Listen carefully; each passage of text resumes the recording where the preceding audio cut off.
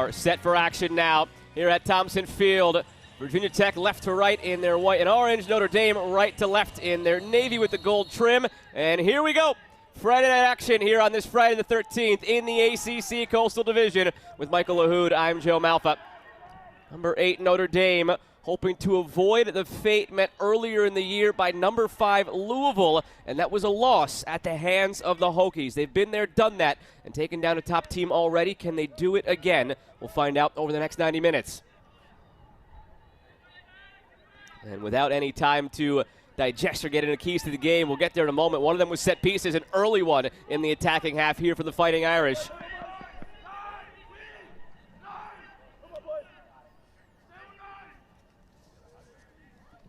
KK before, easily headed away by the Hokies.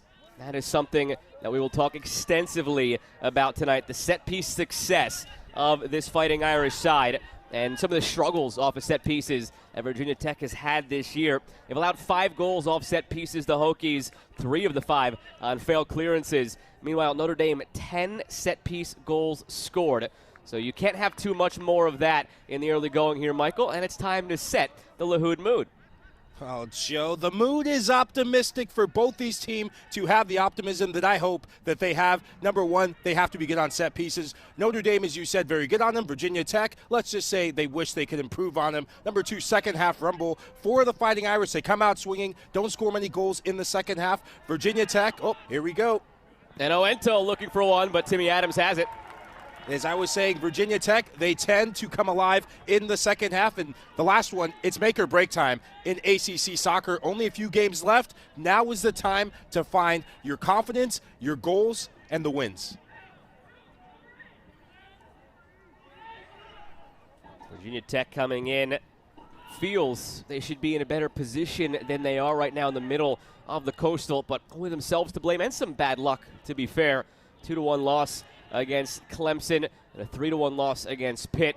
2 of their previous games in conference play here. They were tied until very late on against Clemson. They led into the final 15 minutes against Pitt and only took a whopping 0 out of those 2 games when they felt like they should have taken 4. How different it would be right now to be 1 point behind Notre Dame if they would have picked up those 4 points they felt they should have. And Mike Brzendine, again, thinks this is a confident team despite how young it is as far as ending up in the tournament when the dust settles. And it shows some of the youth there. In both those games, you're doing well, you're competitive. One of them, you have the lead, and then just that focus just goes out the window, and you can't have simple mistakes become compounding situations that lead to losses. That's something that this group will grow in, and what a great opportunity they have against the top dogs in the conference to make a statement that they're better than the record shows.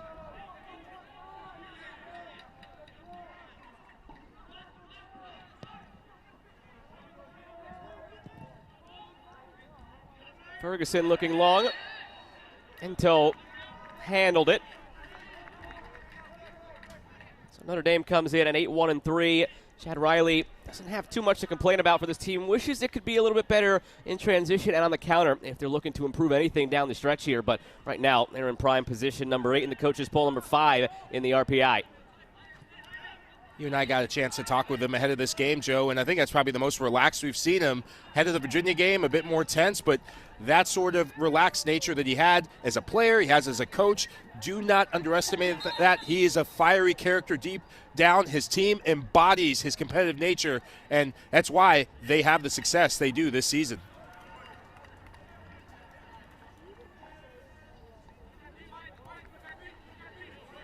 Coming off a win against D3 Oberlin, and it was a 6-0 victory. It was a little break in the schedule, but it's a game they felt they had to have and why they scheduled it when they did.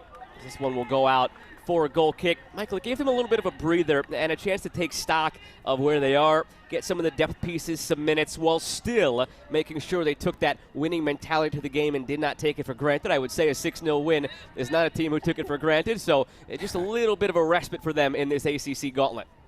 It was good to see some of the players who have been on the bench and your impact players get valuable minutes. And as conference tournament time looms, those are the players that oftentimes make the big plays when you're in overtime. Well, I guess you're in overtime, which we'll have finally overtime. I don't know what the rules are anymore. Every time I think there's overtime, someone tells me on the call, nope, you got it wrong. But this time I think I got it right. When you're in overtime, you need a player to come fresh off the bench. You never know when your supporting cast is going to be who you call on.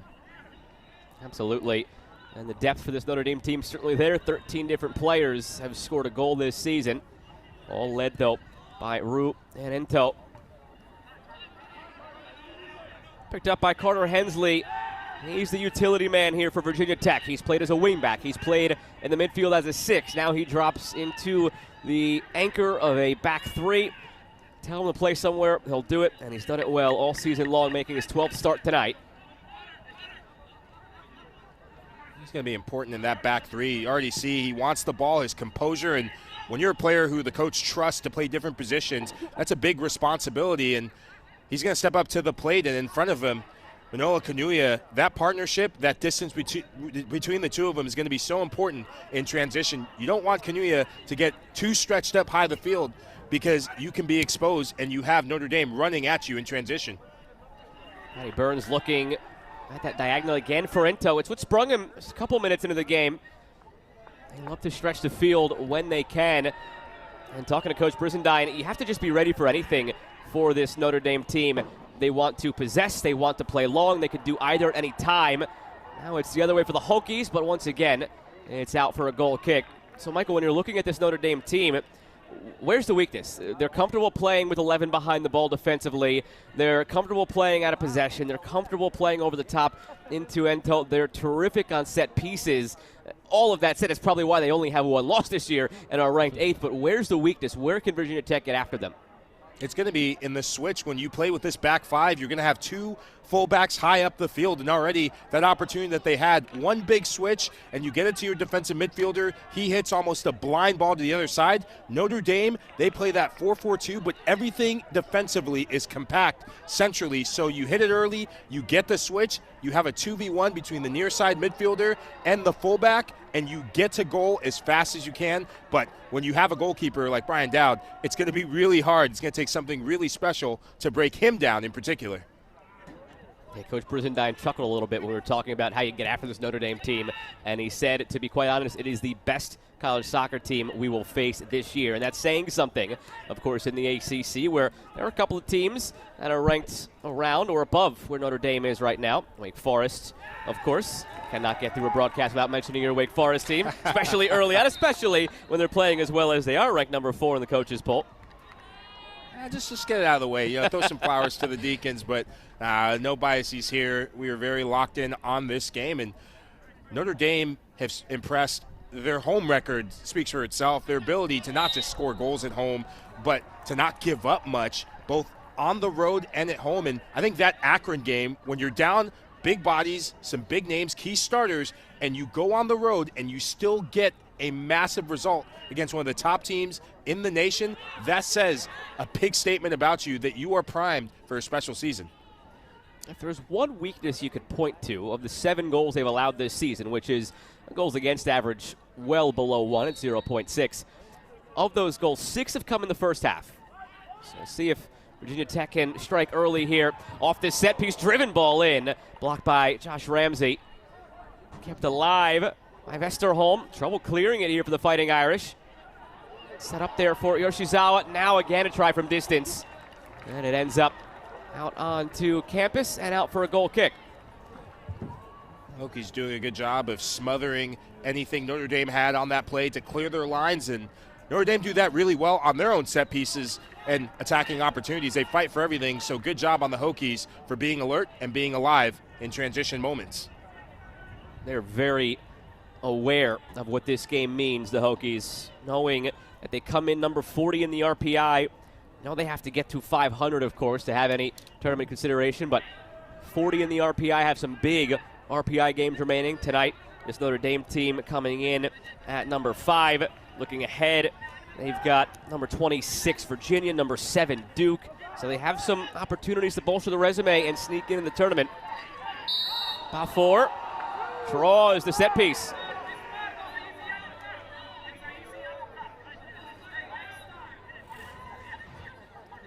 KK Bafford playing in that half space there, and Willie Cardona gets caught. Bafford has position. He's already trying to push through that double team, and the referee bails him out with the foul. So second free kick in the opposing half already, just 10 minutes in for a Notre Dame team that has scored 10 times off of set pieces here in 2023.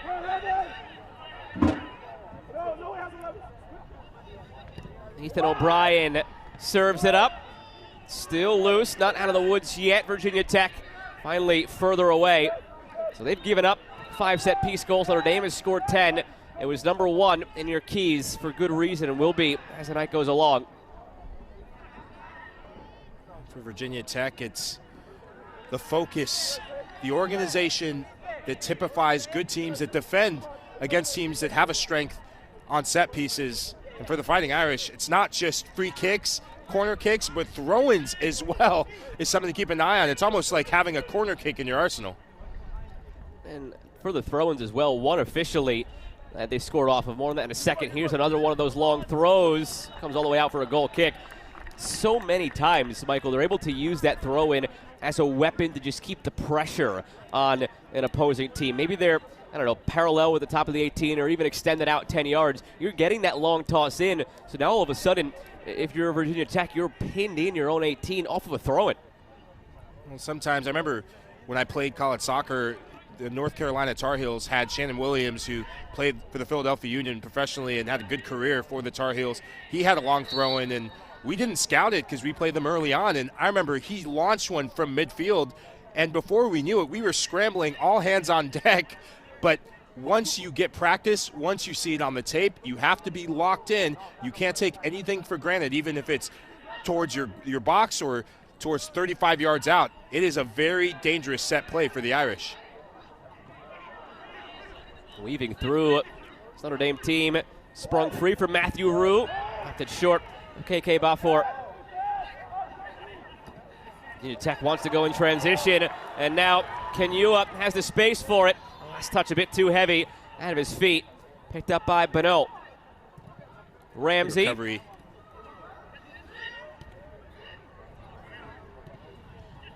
Pugh couldn't get there. Notre Dame will play out.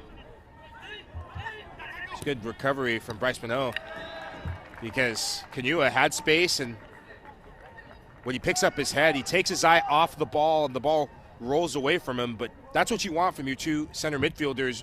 One's going to bop forward and be more the box-to-box midfielder. The other one has to sit and clean out a lot of the danger that comes from the opposing side. Here's Kenua. Scored his first goal last week against Pittsburgh. Linchpin in the middle of this midfield for Virginia Tech. Coach Brizendine quoted as saying, "This team goes as Kenua goes." Well, congratulations here in what could be your final year for the Hokies, getting on the score sheet with that first goal. Well, the first goal it was, too. The pass from Declan Quill from midfield, and Kenua doing something that he hasn't really had the responsibility to do in seasons past, making that late midfield run, and that's a different aspect of his game. Hopefully see that tonight. Long throw from Quill. Hokies trying to take Notre Dame's game and shove it right back at them. Loose in the 18. And it's back for Vesterholm. Now Willie Cardona. Blocked.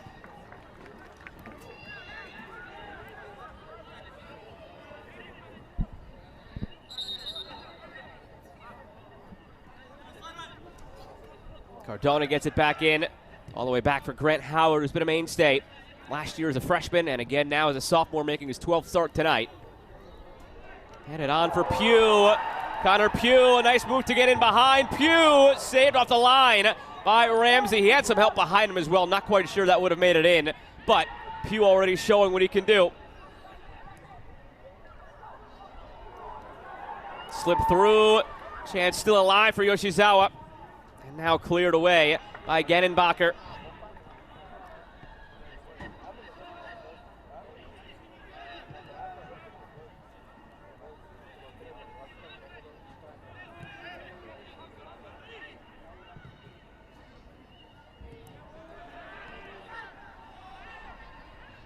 Only going Virginia Tech a couple extra shots than Notre Dame.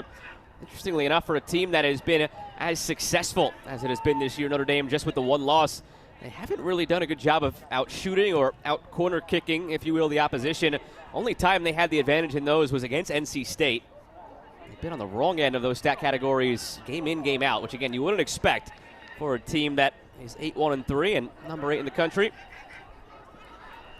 Kenua flares it out wide.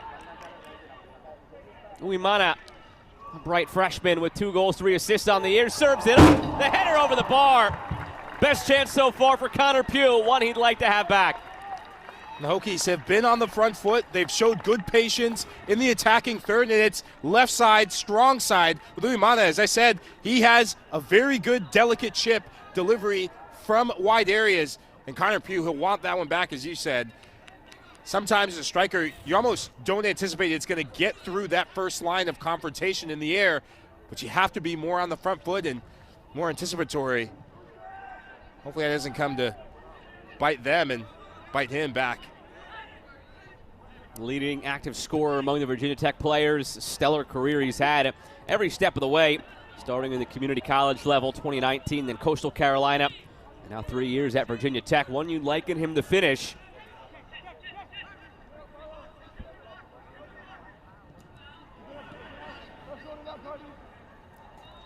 After their first shot came 2 minutes into the game, Notre Dame, well, still their only shot. It's been all Virginia Tech since then. And now again recovering it in the midfield, Declan Quinn.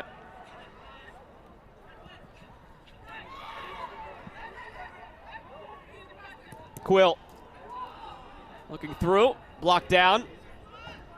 Yoshizawa. Try from distance here, a worm burner. Blocked by Ferguson. Virginia Tech doing a good job of winning those individual duels and midfield duels, and it's just second phase opportunities in midfield are so important. And again toward Pugh, headed away again by Ferguson.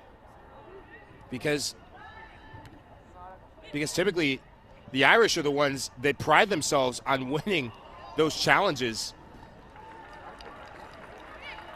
And now a corner coming for this Virginia Tech side. You know they'll be looking at Pugh with his goal-scoring track record.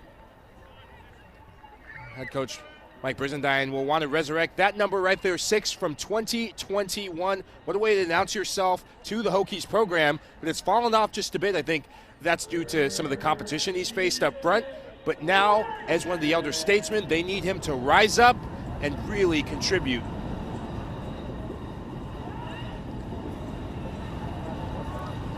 Sergios Fenarides getting set for the in-swinging corner.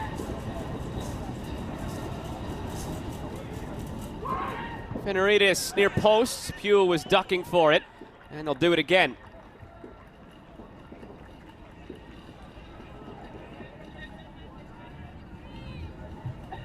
Fenarides, the freshman from Cyprus, is capped at the youth levels for Russia at U19 and Cyprus at U21, eligible to represent both. Right now representing the Hokies from the corner, Fenarides, a better delivery this time. Handed away by Ramsey. Comes out for Kenua. His volley misses. They wanted to get out in transition, Notre Dame, but it's won back quickly by Virginia Tech. Michael, it feels like the Hokies are the first to every second ball right now. They're playing with a lot more urgency than we've seen them play as of late, and if you want to change your fortunes of being on the wrong side of results, you have to do the little things well. They add up over the course of 90 minutes, and when you play this Notre Dame side, you have to win the battle, the grit, the character moments first, and then the soccer will take over.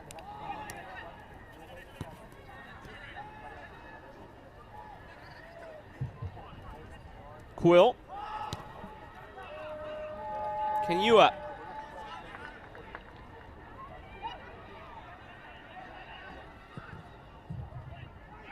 Fenarides looking through. Pugh was lurking. Yoshizawa sets it up.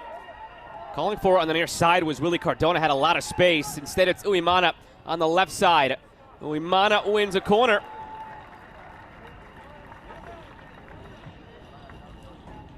Pressure starting to mount from the Hokies. Third corner. Out shooting Notre Dame 6-1. Well, they have something to show for it now, 20 minutes into this game.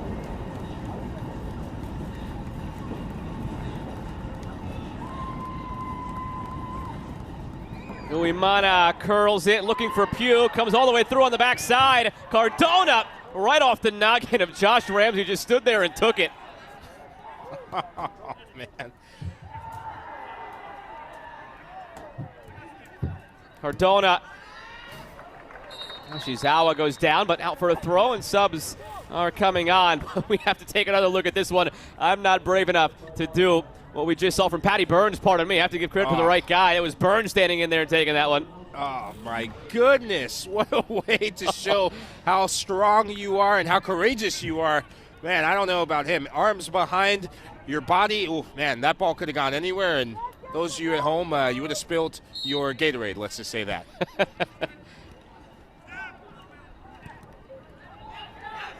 Some changes on both sides.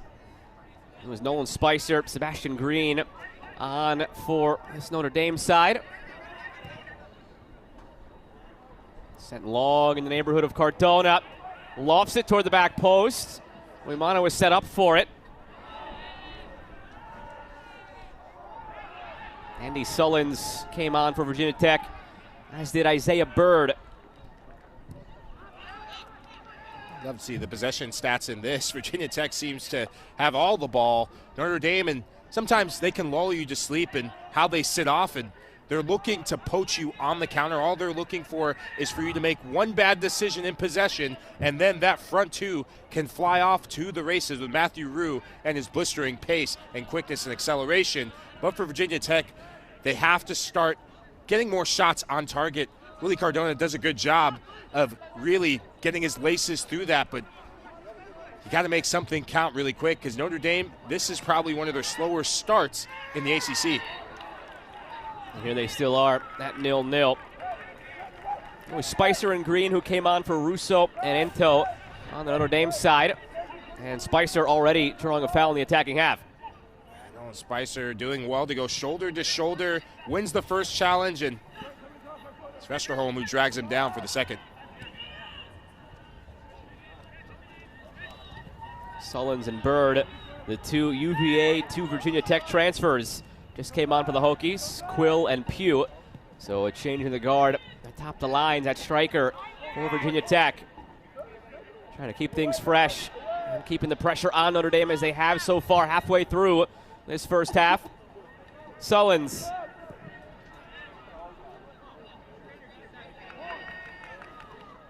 Haven't seen much of Notre Dame on the ball in the attacking half. Trying to set things up now. Gettenbacher back for O'Brien. He has his pocket picked. Vesterholm slows it down.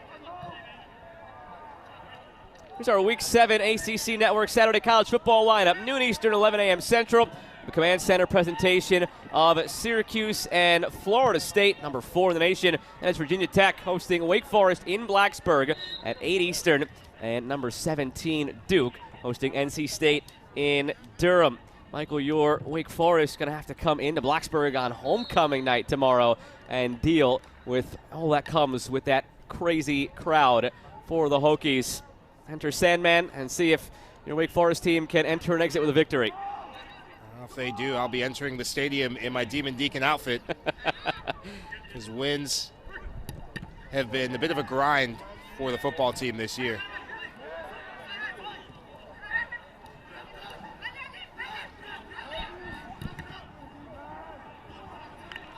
Ethan O'Brien will pick this one up. O'Brien missed some time earlier in the year due to injury, making his 5th start now tonight.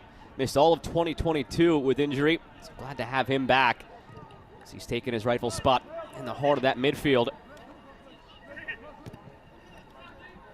With him back in there, there's a bit more composure for the Fighting Irish and a bit more balance between he and Bryce Minot, but as I said, slow start. Split through from Vesterholm. Uimana picks it up. He'll go all the way back patiently. Such a difference for the Hokies in that when they push in transitions, you're seeing much more runners. They have much more options. Midfielders are picking their head up, and that's encouraging for Coach Brizendine and his staff. They're really on the front foot. They're showing a lot of courage in the final third. Bird. Uimana. He lofts it up, looking for Sullins just over his head. He was trying to break free at the back post, and it's out for a goal kick.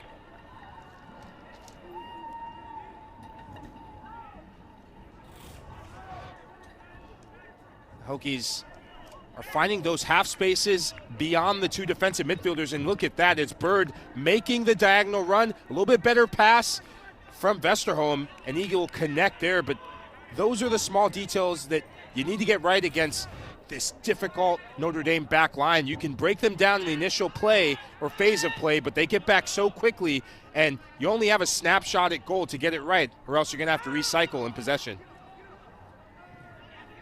Recycling now all the way back to Timmy Adams, the 6'7" goalkeeper. Did not see any action as a freshman or sophomore.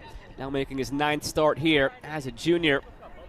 One-time ACC Defensive Player of the Week here in 2023, and it came with the 4 saves he made in the upset of then number 5 Louisville. So as this night goes along, see if he's able to make a couple of big saves and help another upset bid for the Hokies.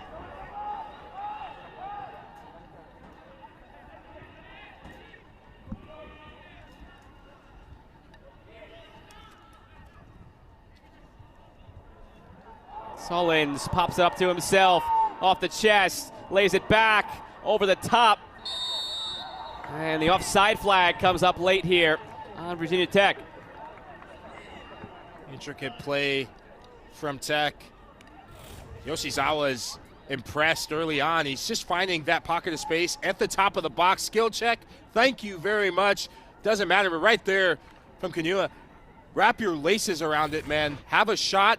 When Notre Dame is so far in their box, there's not going to be enough space for you to dink passes up. You do that when you have a team running at you, defenders running at you. Have a shot instead. Wrong decision, and that's why that's offside.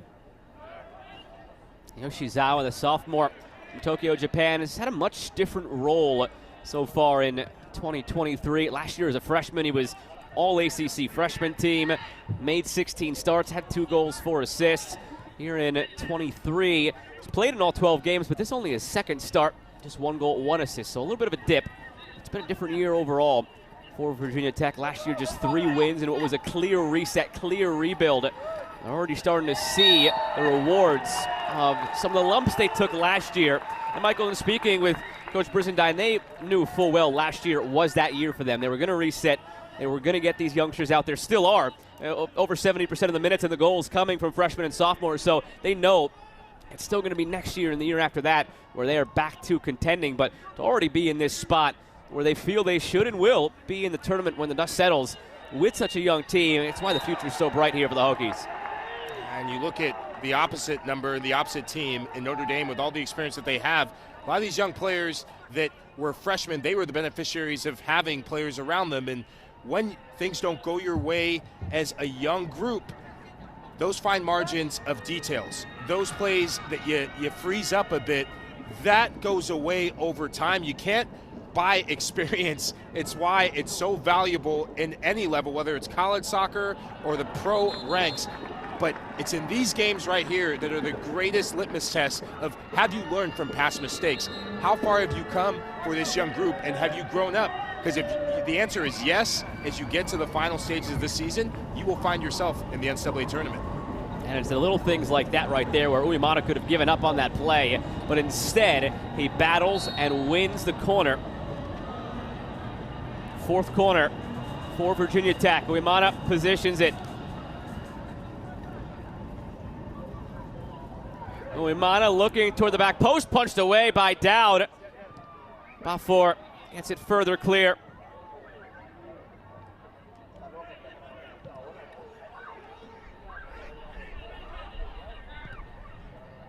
Showed you there that it was 2022 last year. Virginia Tech missing out on the NCAA tournament.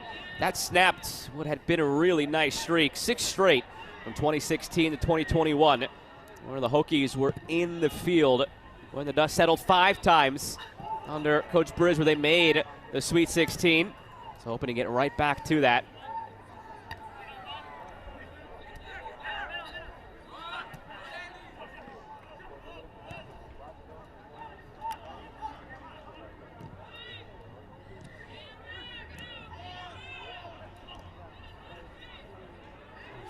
Notre Dame, this has been where they've had most of their possession. Their center backs have seen more of the ball than the attackers, and right there, Mo Williams plays a very good entry pass into Matthew Rue, but one of the back three, the three center backs, are doing an excellent job of stepping out to put pressure. Anytime Rue checks off into a half space, they're sending someone out to make him and force him to turn back towards his goal. Here comes Ethan Ballack, who subbed on for Vesterholm. Ballack blocked by Williams. Both just came into the match. Uemana, nobody making that back post run, and Burns will just shepherd it out for a goal kick.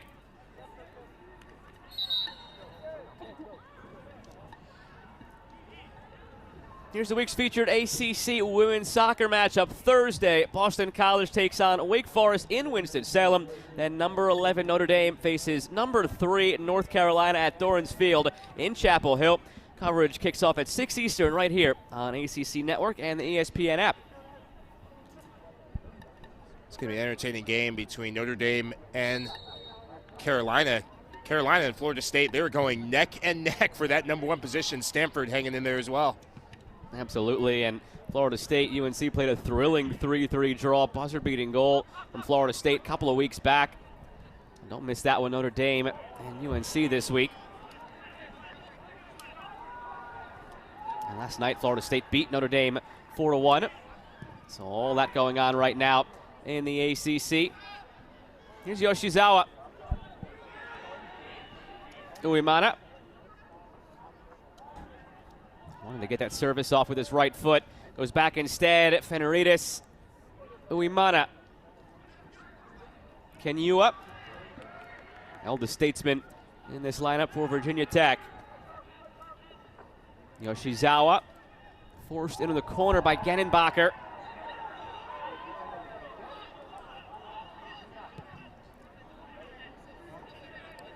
Yoshizawa has really come to play today. Some of the dribbling in tight spaces, really impressive. And there's a composure and a confidence about Virginia Tech right now that is really favorable to them breaking this deadlock. But this possession right here will suit Notre Dame just fine. This right here, not so much. No call there at the edge of the area.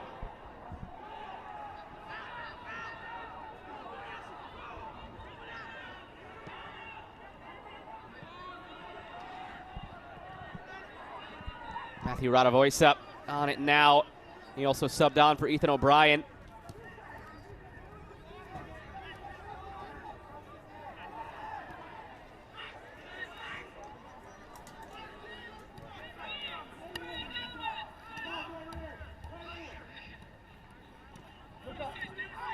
Here's Rue, he's taken down, and this is prime real estate for a free kick here for the Fighting Irish. For Virginia Tech, if you're Carter Hensley, you have to keep your feet moving, and this is a worrying sign for head coach Chad Riley, but Matthew Rue doing so well. Those extra touches covers so much ground in a short amount of time. For Hensley, keep your feet moving, don't lunge in. He's not going towards goal, he's going away from goal, and now it sets up the dreaded free kick, and that's just a free play you're giving the Fighting Irish. Hensley's got to know better, too, majoring in finance and real estate. This is that high-priced real estate you're looking for on free kicks for Notre Dame. Oh, man. Well, interest rates may have just gone way up, given the danger of this.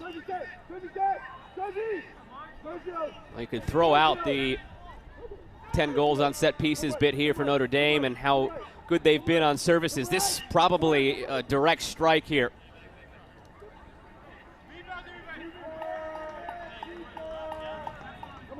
Bafor and Burns standing over it. Bafor this year with 1 goal, Burns with 2. It'll be Bafor, and it's just wide. First shot they've had in a long, long time. 30 minutes it's been. And the technique is there from KK Bafor. Great view from the backside, but just gets his angles wrong. He goes for the curler, tries to pick out that near post, but curls it just too tight.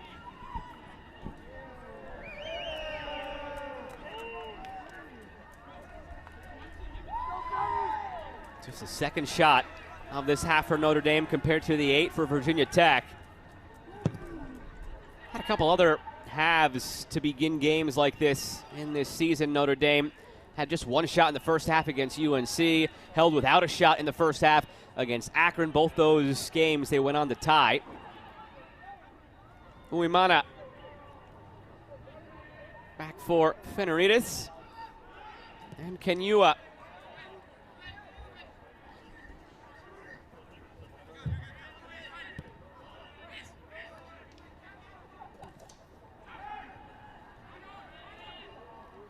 Ballack.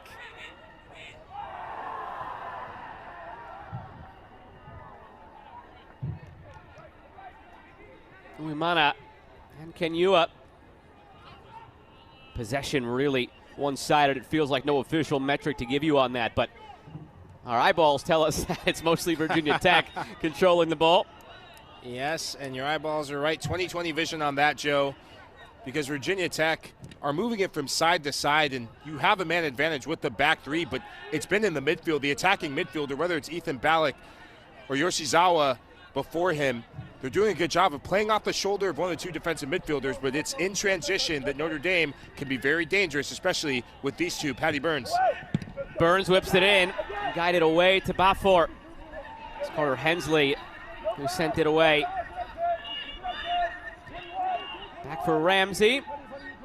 Slotted into Radavoisa. Given away by Williams. They have the numbers advantage right now, 2-on-3 defensively, but you can't give it away. Although Williams does clean up the mess. It's excellent recovery from Williams. It's a way to do it. The first decision right there, soft pass, errant pass, poor execution, but reads the danger quite well, knows that if he gets that wrong, and Isaiah Bird is off to the races, and it's the second time they've tried to pick out Bird for the counterattack, but just failed to get the connecting pass.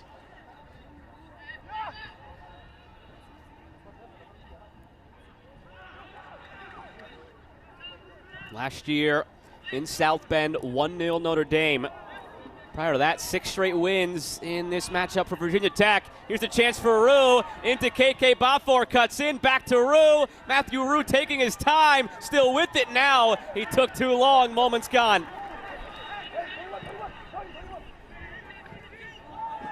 Burns to keep the attack alive.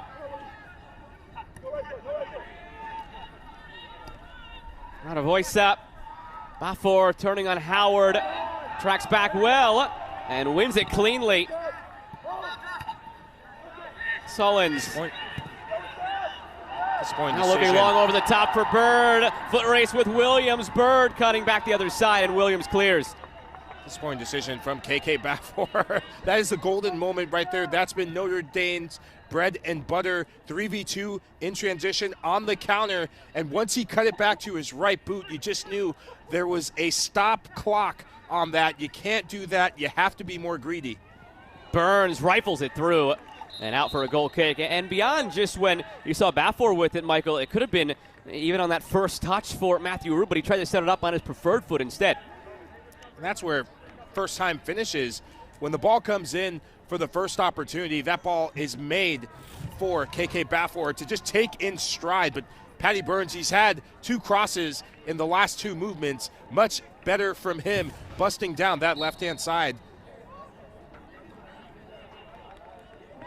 Rossi just took the spot of Rue for a quick breather. Ethan Hackenberg, Oliver Roach are the 2 getting set now for Virginia Tech. Haven't seen Roach yet. No, he's not 100%.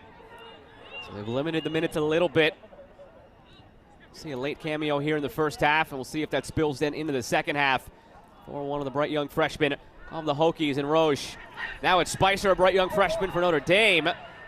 Just darting his way through. Uimana.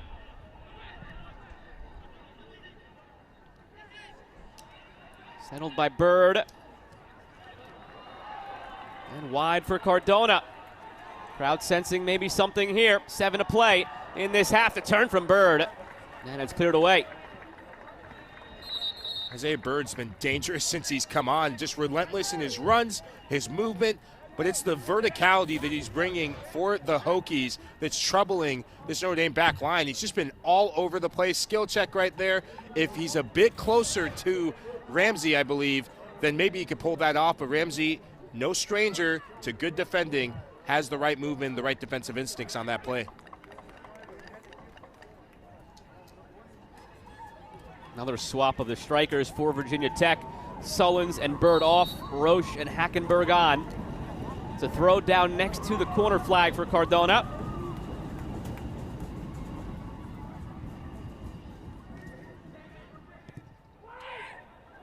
Lofted over the top, headed away by Williams. Poor clearance effort. Kenua keeps it going. Ballack strikes it, and it's blocked. Everybody looking for it. And it's out for a corner.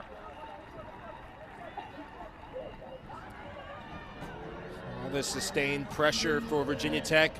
What a time it would be to get a goal just before half. You've dominated this first half in just about every facet of the game. And surprisingly on corner kicks, 5th corner kick so far.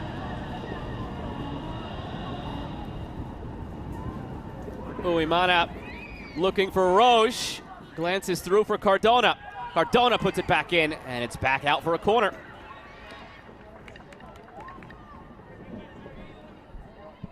At some point, you got to make the most of one of these. 6 corners now for Virginia Tech, 0 at the other end for Notre Dame. Keep an eye on the far post. How many times have we seen Cardona getting the ball at the far post? Be more aggressive, be more alert, be just more anticipatory on getting and attacking that ball. Notre Dame sending a lot of bodies to the near post and in the middle of the goal, but no one from Virginia Tech is framing that far post. Fenridis, back posts.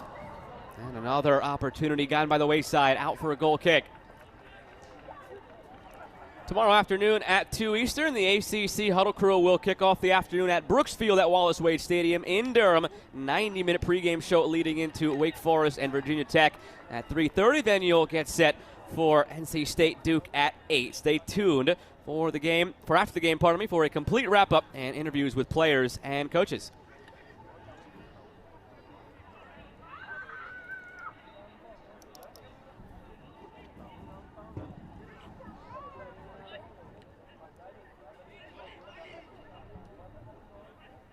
Voisa, Bono.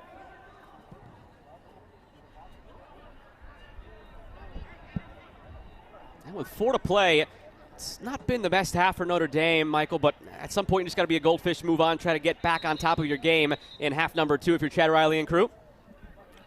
We've seen this before in previous games, and you alluded to one of them, the game against Carolina in Chapel Hill. They started very slow in that one, and Carolina got lulled, getting the goal, thinking, okay, the Irish, they're not really showing up to play like they do at home, but all it takes is one golden moment. They have enough match winners in their lineup, and a lot of those match winners are on the bench right now, getting rested, surveying this Hokie back line, trying to figure out which is the right key to unlock what's been a stable first half.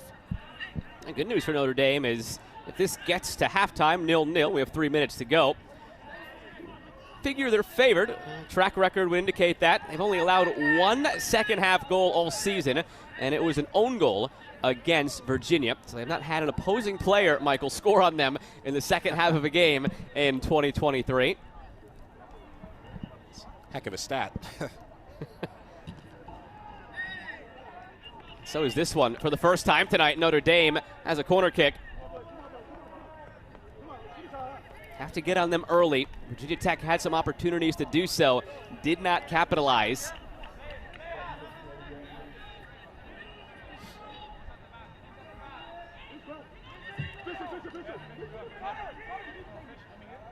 Going back to 2021, it's a team that is stellar when they do score first, 27-0-1. Can they get that all-important first goal here? From the corner, good service, flicked on toward the back post, and driven away.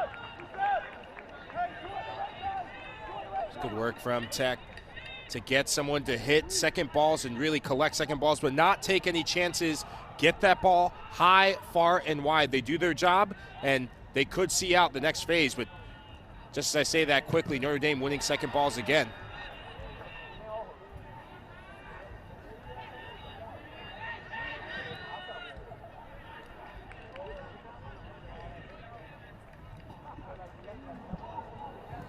All the way back to Dowd. Has to blast it away.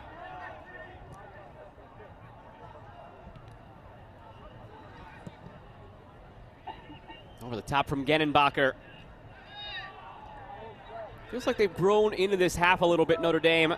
Most of their opportunities have come in the latter stages, maybe final 10, 15 minutes. I think they've done a better job of trying to match numbers in the middle of the park. Virginia Tech outnumbering them 3v2, but it's been Nolan Spicer who's really impressed. Another good entry pass. KK Bafor on his right foot. Bafor, save made by Timmy Adams. First real big save he's had to make all night. Much better from KK Bafor.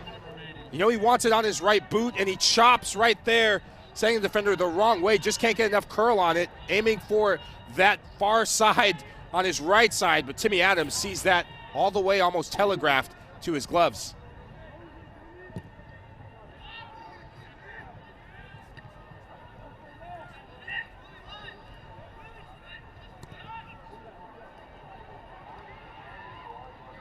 Settled down by Hackenberg. Roche with it. Ballack tried to get it onto his left for a shot. He'll lay it off instead. Uwimana. Uwimana's service looking for Roche. Almost goes in on its own. Now it's slammed off the line. Burns again, getting his forehead in the way of it on the goal line. Second time tonight. They'll try to rush and take the corner. 4 seconds to go. Sent in now, 2 seconds to go. Whistle, end of half number 1. And it's 0-0 for Notre Dame and Virginia Tech. Dicey moments at the end, but the captain now in half number 2. Happy to have you with us this evening with Michael LaHood. I'm Joe Malfa. Number 8 Notre Dame looking to avoid the upset against the Virginia Tech side, looking for a resume win on the outside of that tournament bubble you'd imagine right now if the season ended today. They wanted an early free kick, but won't get it as Ethan O'Brien picks it up.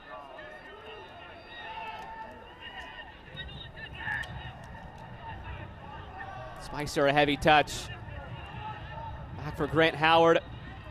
Michael, this Virginia Tech team, again, number 40 in the RPI. Put aside the fact that they're not technically 500 right now with a 3-4-4 record, so they technically wouldn't be able to make it in.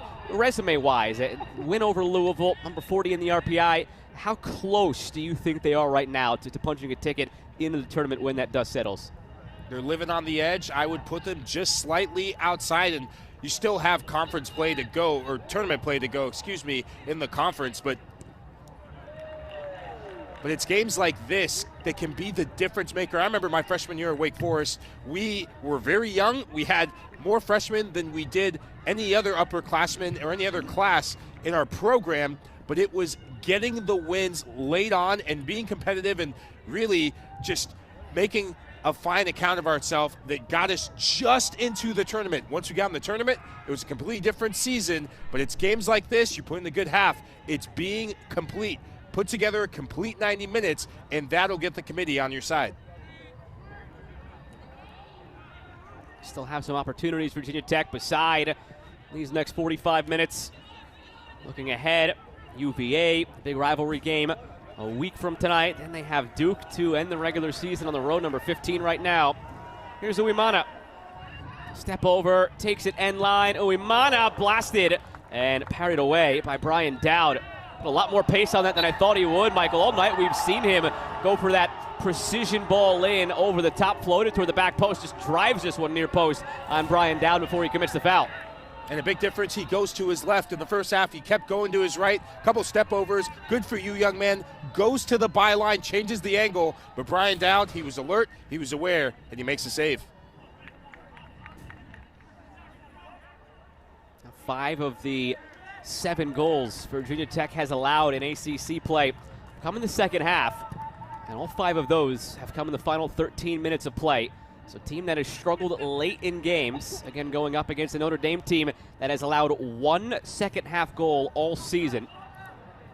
Keep that in the back of your mind as we go deeper and deeper into this one. Spicer with it, centers it looking for Bafor.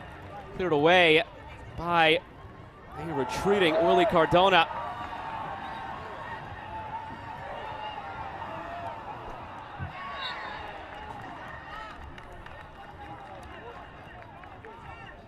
That's an important tackle from Cardona. He had to get it right. He had to be spot on with it. KK Bafor was there ready to just punch his ticket home and get this game started and get this half started right for Virginia, or for Notre Dame. And I'd say that borderline yellow, but here comes Spicer, looking for the far post, pulled it wide. Owen Spicer has been a bright spot this year for Notre Dame as a freshman, and they have a lot of upperclassmen. Total opposite again from Virginia Tech, but Spicer as a freshman, somebody that Coach Chad Riley knew would be good, but they didn't necessarily expect it right away from the competitive club and high school background he had. Again, they knew it was there, but they just didn't think it would click for him as quickly as it has. Doesn't click there, though, as he pulls it wide. He's got a grace about him that is so different from anyone they have in that front line. Enuento, physical presence, goal poster. Matthew Rue likes to drop off, but then use his speed to combine. Owen Spicer, he can affect the game on and off the ball. He likes to operate more as an attacking midfielder than anything, but those two, he and Matthew Rue, really combining well to start this half. It's cut back from Rue, looking into Spicer. Bafor with it. Daniel Russo does begin this second half out there as well. Came on late in that first half. Just saw him combining number 11 there with Matthew Rue, number 21. Cannonbacher. Spicer. Now it's Rossi. And through for Ethan O'Brien. 5 minutes gone, and already, Michael, it feels like Notre Dame has seen more of the ball in the second half than they did for large spells of that first half. They're moving the ball faster. In the first half, it was too many touches, and KK Bafor on it again. Bafor wants to cut right and shoot. Did it a couple of times in that first half. Now it's wide for Burns.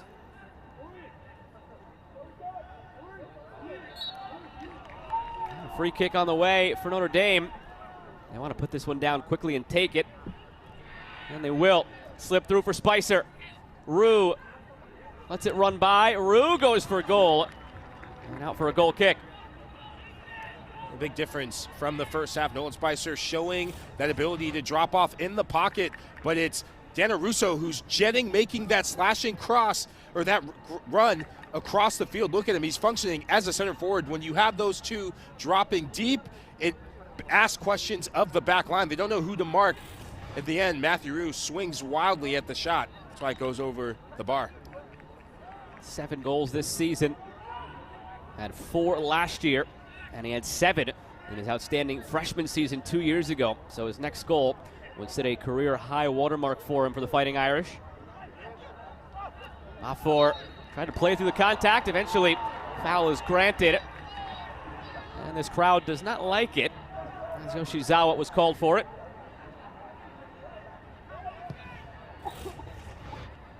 Bafor showing good balance. He's almost pirouetting, turning. And Yoshizawa, I think a bit of a softer call from the referee. Spicer in again on his left foot. Spicer looking for some space. Never found it, tried laying it off to Russo.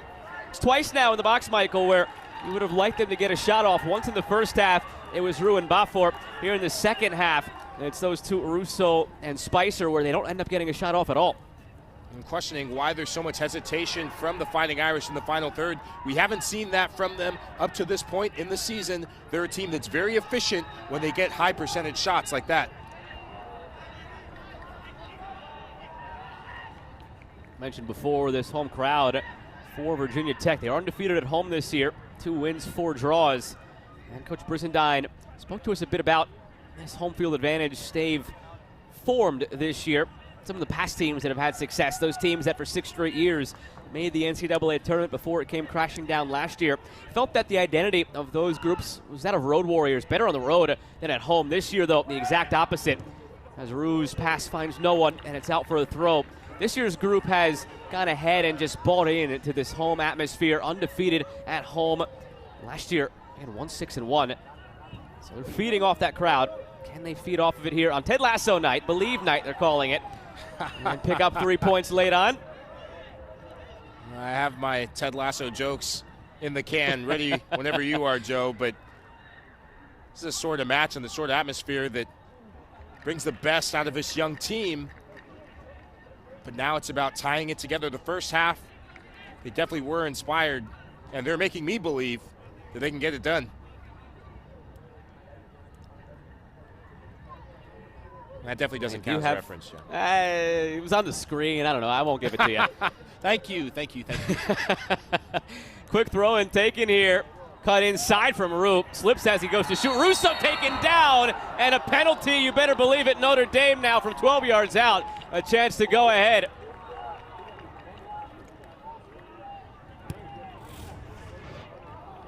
It's the freshman, Noe Uimana. He knows he's committed a crime. Matthew Roux, this ball pinballs in, and Dana Russo, so smart. He knows that if he gets there before, all he has to do is get the touch. And Uimana doesn't know that there's pressure behind him. This is why they always tell you, kick the ball out of the stadium, get it out of there, hands in his head, and he gives up a massive, massive opportunity. Penalty kick for the Fighting Irish. Up steps Patty Burns. Well, we talked about how they create goal-scoring opportunities from throw-ins in the first half. And where did this foul come from? A quick throw into the box, and now a penalty. Well, Timmy Adams, the 6'7" goalkeeper, and Patty Burns, the heart and soul of this team. Burns puts it off the post.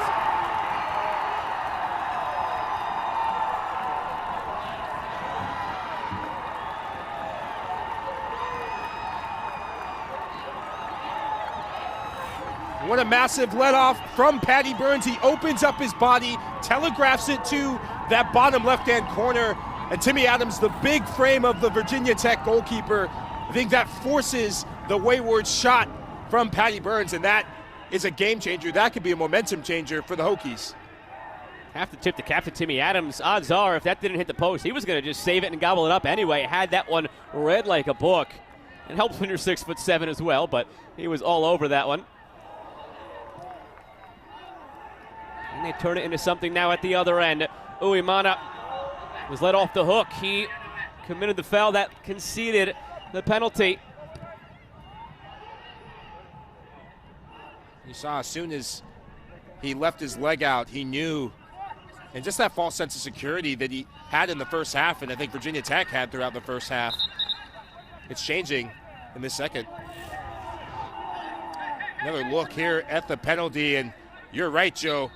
Adams was definitely going to have that if that was heading more towards goal, and his big frame and those long arms, that long right arm, guesses right and keeps the 0-0 so far. You wide. Whipped in by Cardona. Pugh was up for the header.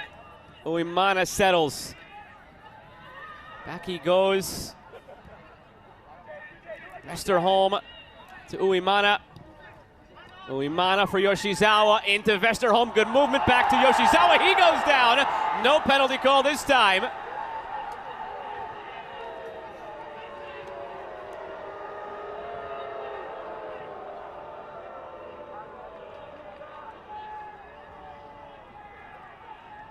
Howard picks up the ball. Goes back for Adams. You saw it granted at one end for Notre Dame. Seen differently at the other end for Virginia Tech. We'll get you a look at it when we can. It was close. Bang, bang play. To the naked eye, Michael, I thought the referee got it right. Yeah, it's good combination play, intricate play there, but it's Mo Williams. That is a big boy tackle. He puts that right boot, gets the timing to perfection, and he goes in, kind of toe pokes it there, but that's all ball. And Yoshizawa knew that if he got there a fraction of a second before, then penalty, but referee, good refereeing.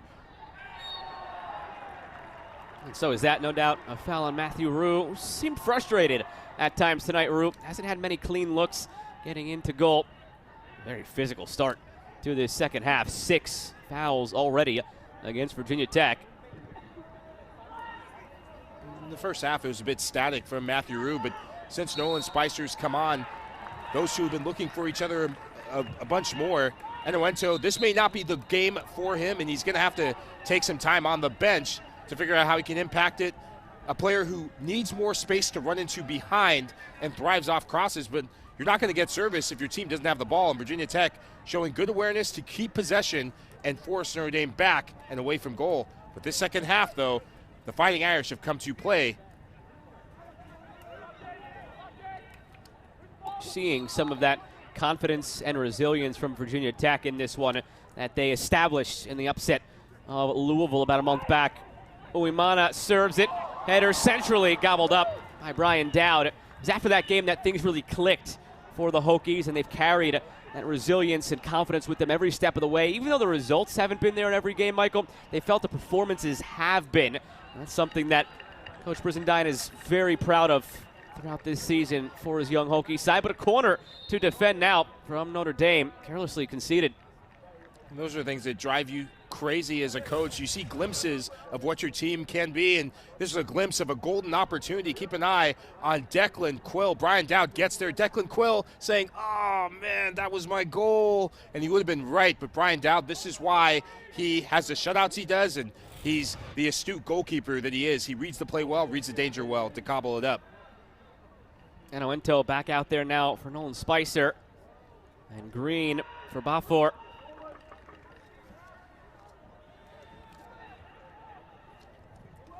Corner curled in. Free header for Williams. It goes wide. And at the back door, Matthew Aru had the last stab at it. Could have been a cardinal sin for the Hokies. Mo Williams, one of the biggest players on the field, gets away from his marker, and oof. Connor Pugh, I think, may have thrown him off. And sometimes when you're attacking a set piece, you're trying too hard to maybe crank your neck around it rather than just going and attacking it, maybe hitting it back with your head where it came from. With a big let off from the Irish. Seeing again some of the same substitutions from the first half on the Virginia Tech side. Swap of the strikers there. Sullins, Bird coming on for Pugh and Quill. Elsewhere in the ACC, Pittsburgh a 1-0 lead on Virginia. Boston College and Louisville are scoreless near the end of the first half. Uemana. Back for Yoshizawa.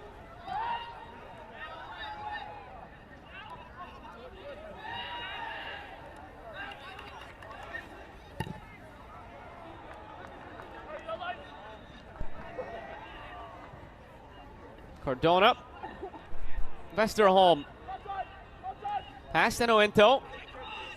Vesterholm wanted the foul called. Referee says play on. It's out wide. Now it's back inside for Kenyua. Cardona. Back for Howard.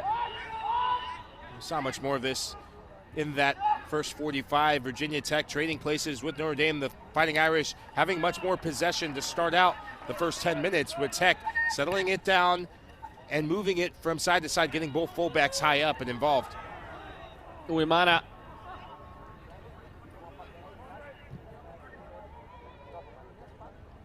And don't forget, following us here, NC State and Duke at your last match of the night around the ACC scoreboard.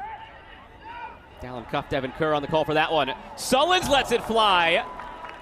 Shout for a deflection from the Virginia Tech players, and that is the verdict here. Corner coming for the Hokies. Good work from Sullins. Pops off the shoulder and tries his luck from distance. We haven't seen enough shots from distance from the Hokies. Uemana curls it toward the back post. Kenyua settles it. Uemana. Feneritis. They have not been held without a goal this season. Virginia Tech, they've scored in every game. Yoshizawa, end line, cuts it back. Bird over the bar. Oh my goodness.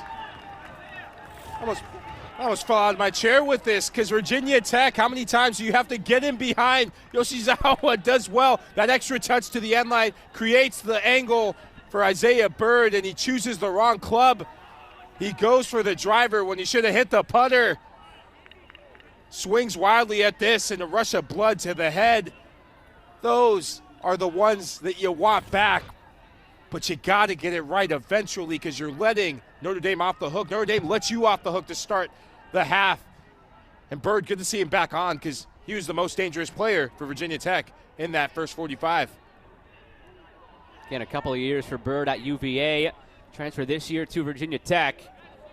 Looking for a goal for the first time for the Hokies. 5 appearances, 1 start coming into the night.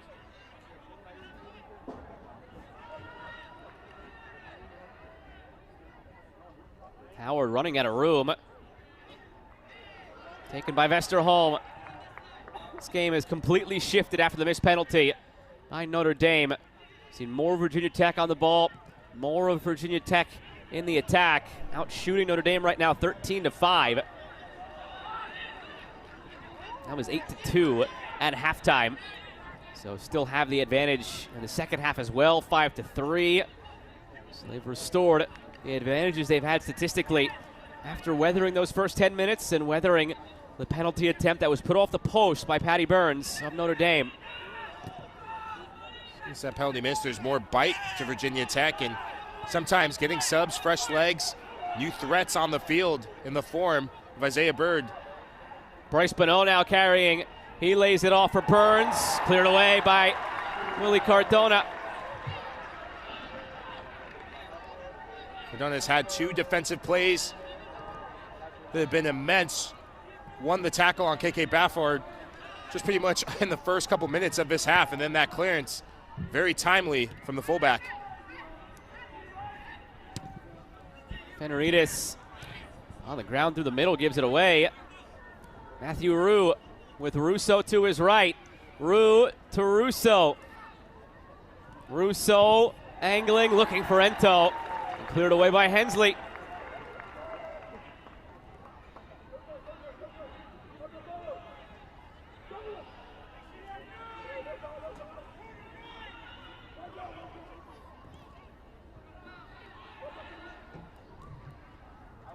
Sebastian Green gets there ahead of Howard.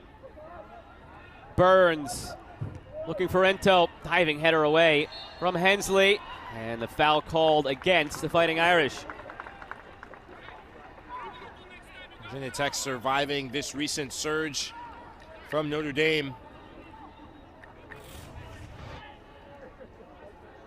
And yeah, Russo wants it on that left boot. We've seen this a few times. Rather than players shooting from Notre Dame, that they're trying to make that extra pass. And that can catch up with you. You have that flash towards the goal and just that small window of opportunities to release it. Why not shoot it? But then again, I wasn't the most prolific goal scorer. I was kicking people in college soccer. So you're asking the wrong guy. I also had a whopping 0 collegiate goals. It's also because I didn't play in college, but I had 0 still. You played in spirit. A Turpin heart. You played in spirit. I was there every step of the way in the booth with them. Yoshizawa. Uemana.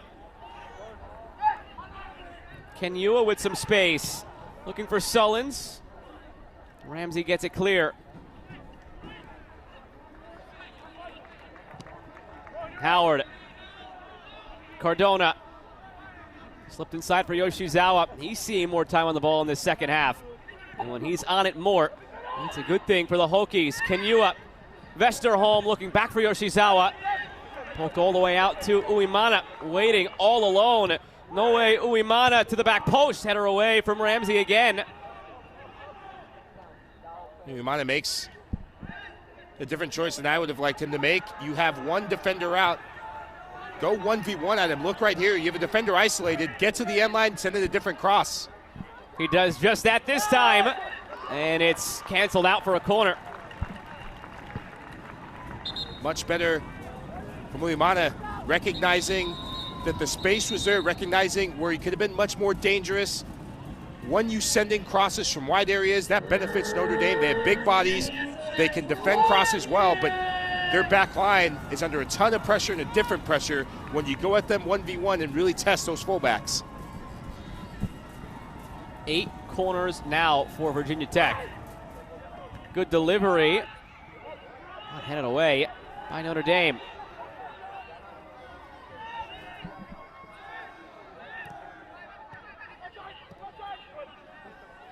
Uemana, another chance from out wide. Gives it up to Bird. Bird service. Williams the header. Onslaught of pressure now from Virginia Tech. Kenyua. Yoshizawa drops the shoulder, fakes it, pivots around, guarded the whole way. Nowhere to go with it. Ethan O'Brien smothers him at the edge of the area. And now O'Brien smothered himself, and Yoshizawa almost won it back. It's almost like watching two prize fighters go toe-to-toe, trading blows. On one end, it's Notre Dame. This end, it's Virginia Tech. But those are the smart plays, the plays that Ethan O'Brien just made to move your feet, to not bite. You know Yoshizawa wants to shift you and get it to either foot. He can finish with either foot, but he keeps his feet moving, and that's why he makes the play to make the tackle. Burns looking for Ento, and it's all the way out for a goal kick. There have been some missed opportunities in this second half for both of these teams. It's why it's still 0-0. And this half, it's been Notre Dame that's come out. The penalty miss there from Patty Burns is one thing, but Virginia Tech has come back. They've kept their nerve, and this right here from Isaiah Bird, that was their golden opportunity. He slices it. We still have 0-0.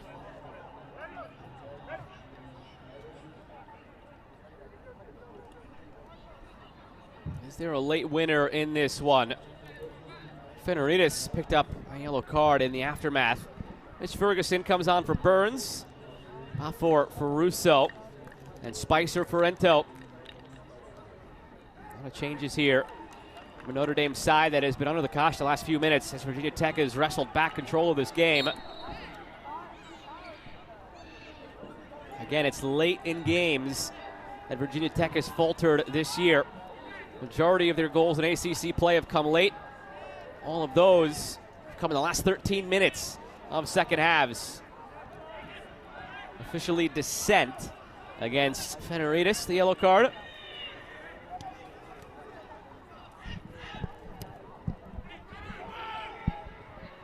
Adams will have this one. Well, I'll say this, Michael. It is Friday the 13th. It is a day of superstitions. I don't know, you can take this any way you want it, but I have not called a 0-0 game all season. I hope that didn't just seal the deal for us, but all year long, here we are, October 13th, I have not had a 0-0 game, and I don't know if it's going to happen today. These two teams have had far too many chances for this to finish 0-0.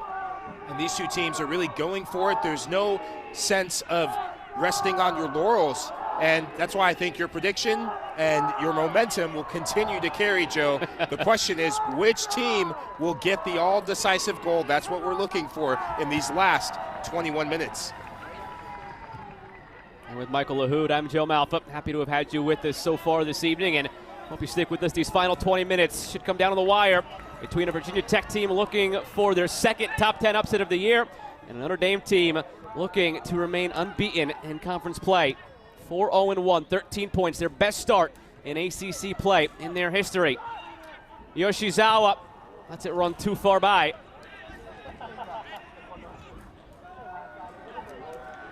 This is the 15th overall meeting between these two. And it is just once that they have played to a 0-0 draw all the way back in 2015. Yoshizawa's really come to life.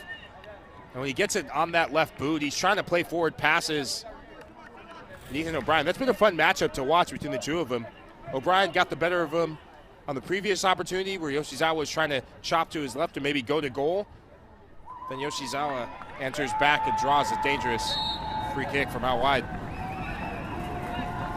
Set pieces have given Notre Dame a couple of extra wins or draws this year because of their prowess. Can the set piece now in turn help Virginia Tech?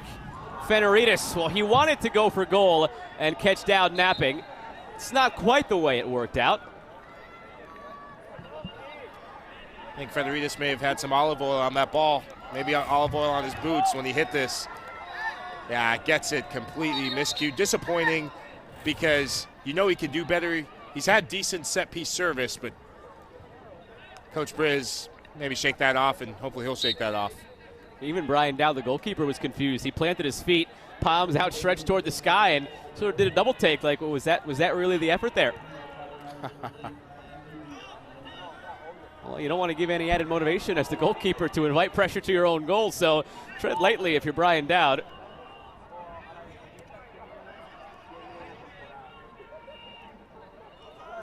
Green. Pass to Imana. Green looking for Bafor. Out for a throw. Remember, all of these throws are essentially corners for this Notre Dame team.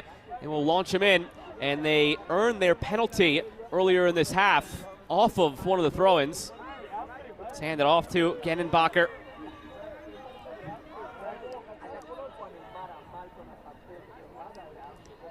Keep an eye on big Mo Williams, number 14. He's had a solid game. Long toss from Genenbacher, glanced down to the back post, and they've done it again! From a throw-in to Matthew Roux, a team-high 8th goal, and Notre Dame has the lead. You knew something was coming, and it was going to be something different from the Fighting Irish. They were poor by their high standards in the first half, but they answered back, and it's a set-piece goal. Again, Mitch Ferguson with the glancing header. And guess who? Matthew Roux at the back post. Keep an eye on Roux. When that ball is in the air, he takes just a half a step in front of Willie Cardona, and those half steps make all the difference in a tight game like this. He's not going to miss from there. He hasn't been missing from there, and the Irish keep on doing Notre Dame Fighting Irish things, getting big goals. Sometimes it's the hope that kills you when you're a fan of a team like Virginia Tech here at home tonight, getting close to maybe pulling off the upset, cashing in on one of their many opportunities and taking down Notre Dame. But just like that, all the hope they've had tonight snuffed out from under them by Matthew Roux. Sometimes, Joe, it's about being a goldfish, and the Fighting Irish definitely found their goldfish in the locker room. Matthew Roux, career high mark now, 8th goal of the season, surpasses the 7 he had as a freshman. Look, we don't show you these stats by accident. I pointed out all the set-piece goals that have been scored by Notre Dame this year. Tack another one onto the list. Second time they have scored directly from a throw-in like that. And their throw-in again in the first half led to the penalty.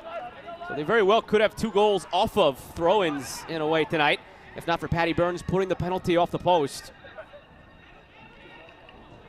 There's just different sets of urgency that Notre Dame shows on set pieces and on that goal when the ball is in the air. And I said keep an eye on big Mo Williams.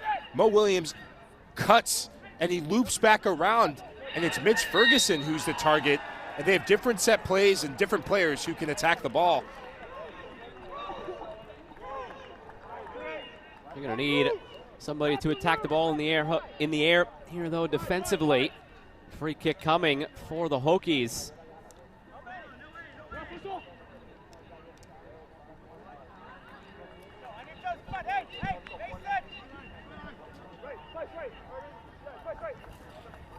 Just over a quarter of an hour remains.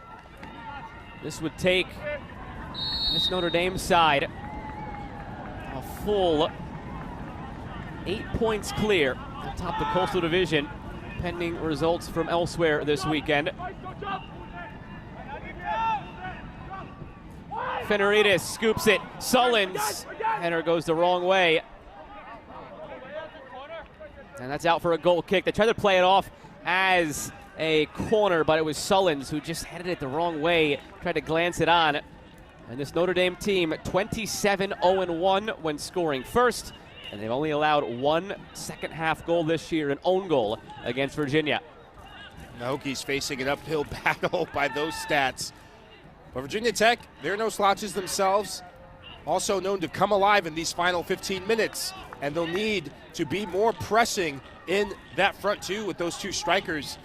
At what point, if your head coach Mike Brizendine, do you allow them and your front two to go and press and try and force a turnover? Because the Fighting Irish haven't been at their best throughout this game, but they've done just enough to get this lead.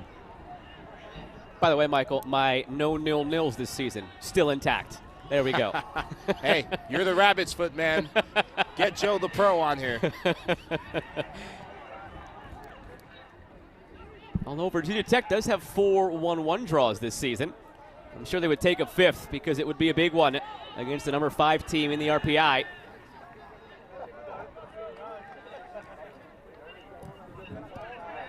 Looking through for Roche. Couldn't get it through. 15 minutes to go, and they have Roche back out there. Only saw about 6.5 minutes of action in the first half.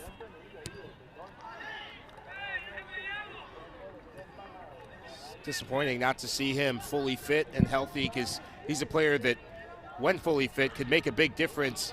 You think of the amount of shots that the Hokies have had, the amount of half chances, and hopefully continue to build on those minutes for the rest of the season.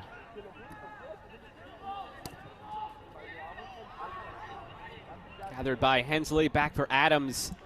Talk about some of the teachable moments this year for a young Virginia Tech side that'll certainly be at the forefront of the voters' minds in the preseason poll next year in the ACC. They're at the bottom of that poll this year. It's a mostly freshman, sophomore-laden team. But come next year, you lose 2-1 late against Clemson on a stroke of bad luck, mind you. If anybody hasn't seen the goal, it was SC not top 10, just bad luck. A blasted shot across the box that was going to go out for a throw-in on the opposite side. Hit off a defender's face and went in. You had a lead, final 15 against Pitt. Sullins gives this one away. So you lose 2-1 against Clemson.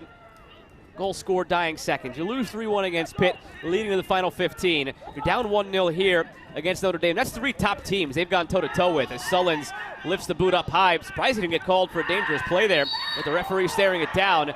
And now a free kick coming for Notre Dame. But these are the moments, Michael, where next year, when it's more upperclassmen, juniors, sprinkle of seniors, and less freshmen, more sophomores, as they get older, that's when you have to see some of these results become wins for the Hokies. And here, what looks like dangerous play. Keep an eye on Mo Williams, goes in there, and I think maybe Williams, you heard him scream really loud. Didn't see as much contact in there. Ethan Ballack goes, maybe a little bit of studs up, but Williams trying to draw the yellow from the referee. But to your point, Joe, you can't sleep on the teachable moments that come with just moving from one year to another. And since Sullins had an opportunity at the top of the box, and he takes a good first touch, he looks over his shoulder, and he makes a blind pass still. Those are moments that as you get more experience, as you become an upperclassman, you learn the fine nuances of space, of timing of runs, of 1-2 pass versus 1 to shoot. And on that opportunity, he will know moving forward that you take a good first touch and you let it rip with your left boot. And Coach Brizendine did say that if this was a mostly junior-senior laden team, the mood would be different. He'd be a lot more disappointed in the overall results and outcomes. But considering the makeup of the freshmen and sophomores and that there may be a year ahead of schedule here to even be on the fringes of the tournament, it's more positive, the outlook. Still 13 minutes here in front of the 13th to try and earn a point out of this. Looking for Roche. Cut off by Williams. Given away, though, by Williams. Slip through now, Yoshizawa around the keeper. Yoshizawa looking for Roche. Comes off his shoulder and cleared away. Those are the moments for Virginia Tech where it has to be cleaned up. Yoshizawa doing everything right. He gets this step on Brian Dowd, and he does the last thing that he probably should have done. Rather than looking over his shoulder and shooting it with his right boot, he forces it and opts to go to his left, and it lets Notre Dame off the hook again.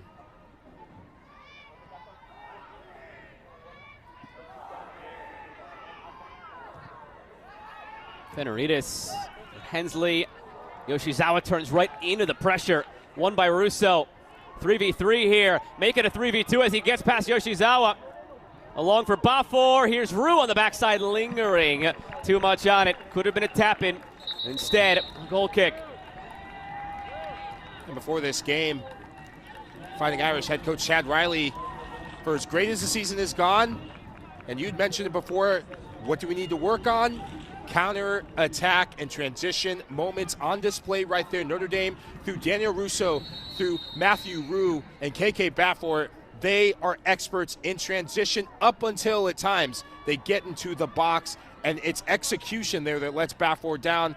He has the space, he knows what he wants to do, hit a first-time cross, but he overcooks it for the run of Matthew Rue. And here's this week's featured ACC women's soccer matchup Thursday. Boston College takes on Wake Forest in Winston-Salem. Then number 11 Notre Dame faces number 3 North Carolina at Dorrance Field in Chapel Hill. Coverage kicks off at 6 Eastern right here on ACC Network and the ESPN app.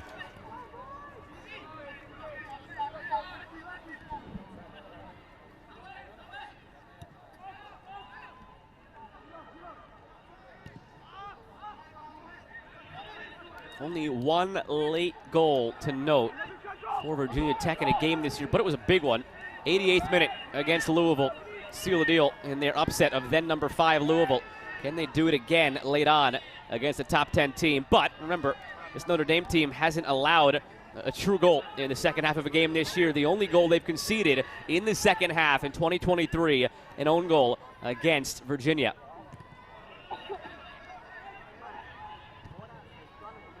Floated by Bonneau. Settled by Burns. And won by Cardona. Almost gave it away. Howard steps to it quickly. Rossi pressuring. Cardona sends Burns flying and sends it up the field. Foul called against Williams as he takes down Pugh.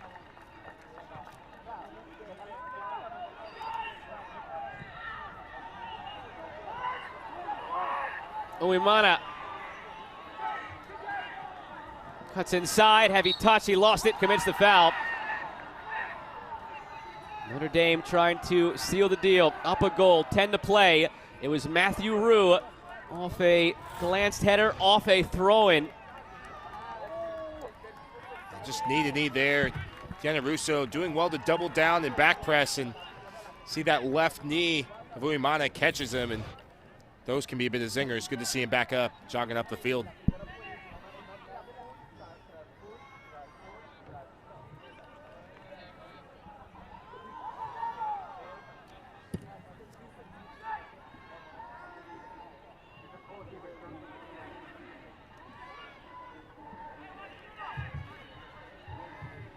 Notre Dame looking to build upon what has been their best ever start to ACC play. 13 points of a possible 15 so far. They can make it 16 of 18.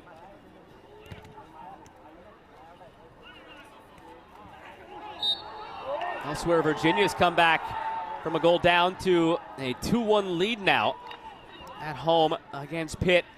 And Louisville, a 1-0 lead around halftime at home against Boston College.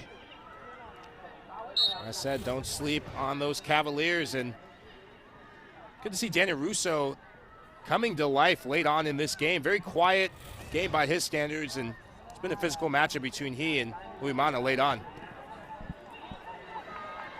Chance to run out here for Virginia Tech. Looking through for Pugh. Intercepted by Williams. Ballack. Cardona.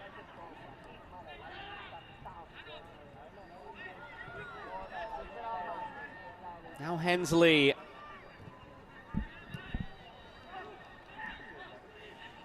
We talked about it when it first happened. Few minutes into this game. Don't forget, Connor Pugh, top goal scorer for this Virginia Tech team, had a chance, wide open header, top of the 6. Should have scored it. Typically would like him to score it from there given his track record, but put it over the bar. And you know you got to score early against this Notre Dame team because they get stronger and stronger as the game goes. Now looking to put it away, perhaps. Uemana steps to it. You mentioned it at the time, Michael, that one would loom large for Pugh, that miss. Here we are with 7 to play, and it's Notre Dame doing what they always do. Weathering the storm, holding on to the tight moments, and then striking off a set piece. Possibly to the tune of 3 points.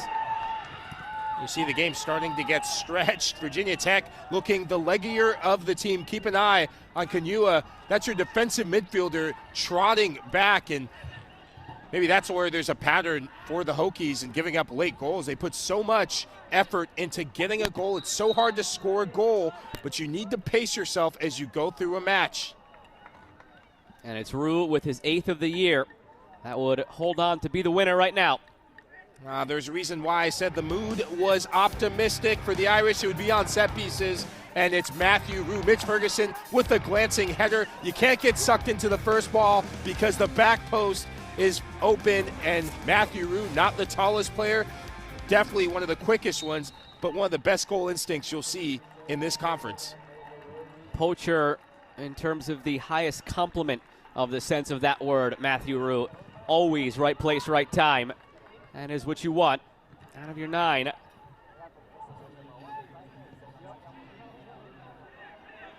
And they all complement each other so well. Ento's a guy with a physical presence who could take a game over. Rue, a guy who could just be there in the right spot and sniff out the right run at the right time. Notre Dame might be on the way to a 9-1-3 start. Number 8 in the coaches poll, number 5 in the RPI. Although their work will be cut out for them down the stretch here. They have a sneaky tough road trip 4 days from now at Michigan. And then a week later, they're at Wake Forest, number 4 in the country. Then they end the year hosting number 11 Pitt. Excellent defending from Patty Burns. He knows that Willie Cardona, a very right-footed player, wants to go to his right, takes that aggressive touch to stand him up, but doesn't bite on it. And back-to-back good plays from the captain.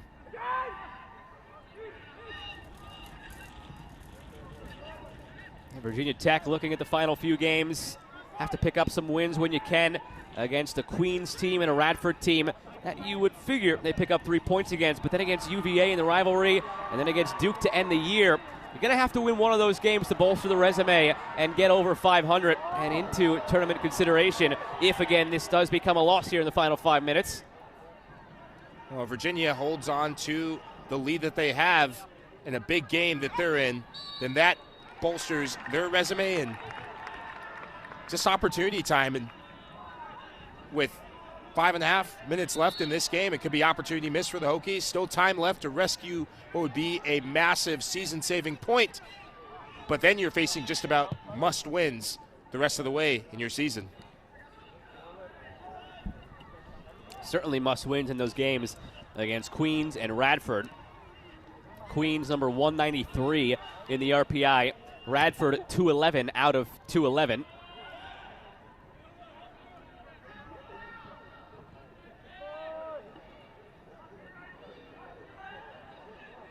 Howard.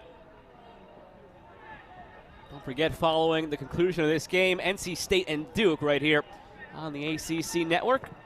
Devin Kerr, Dallin Cuff on the call.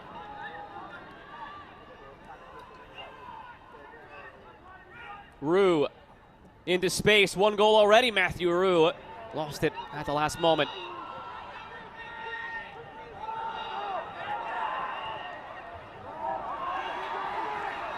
Declan Quill, overlap coming. Pugh calling for it centrally. Here's Kenyua, he slips it inside, and it's sent the other way.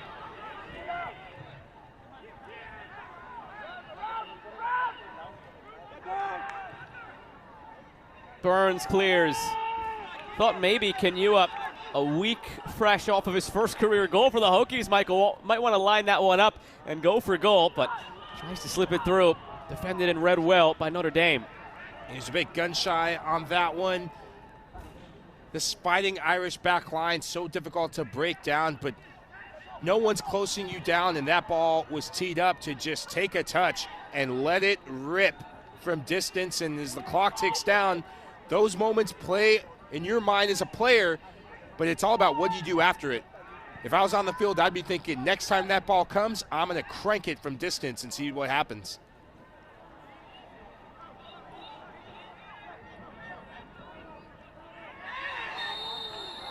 Transitional foul against Virginia Tech here. It's a chance now for Notre Dame to get in the attacking half and take some more time off this clock. Stopped for now to dole out the yellow card.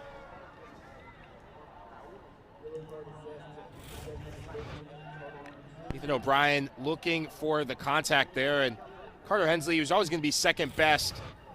O'Brien, a little bit of burst to get away, but then slows it down, knowing that a stop clock right here allows his team to breathe. They've been under pressure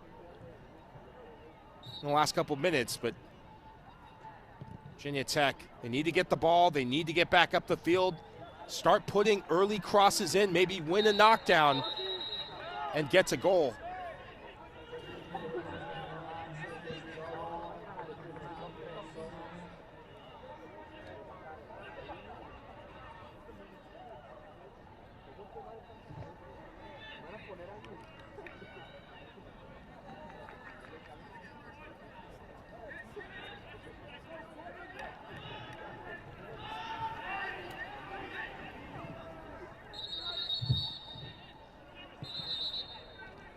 After those subs, restart not done properly.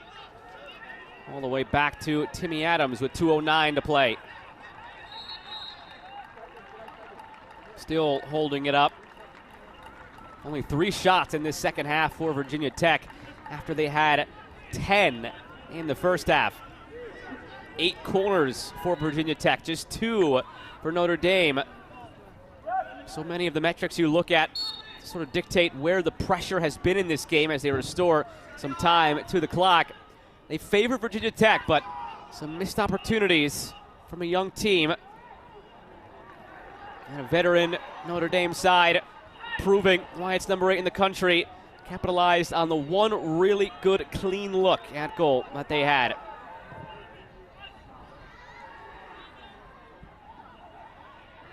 Headed back toward Dowd, and Pugh was giving chase there to make it interesting.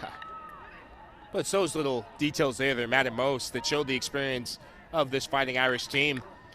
If you're young, if you're inexperienced, you panic in those moments. You make maybe a rash decision. But Grenenbacher, knowing that there's pressure from Pugh, does the right thing and guides it back to Brian Dowd. Radovoisa holds it up. Burns loses it. Just over a minute to play. Everything has to be committed forward now by Virginia Tech. Their 5th 1-1 draw of the season it would be. But to have it so late against a team ranked number 8, I almost feel like a victory if you can salvage it. Yoshizawa. Maybe something here. Yoshizawa. Roche bouncing around. Pugh on the turn is blocked. Sullins. Goal kick. Thought that was going to be the moment. The Hokies throwing a lot of numbers forward, and Yoshizawa leading the charge when it comes to Sullins. Gets it wrong again. Slices the shot. It's been that sort of night for Virginia Tech.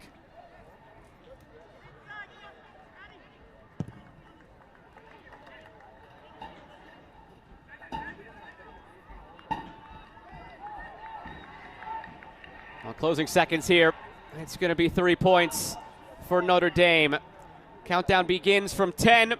Virginia Tech will fall to 3-5-4, and Notre Dame is out to a 9-1-3 start and 16 of a possible 18 points atop the Coastal Division in the ACC.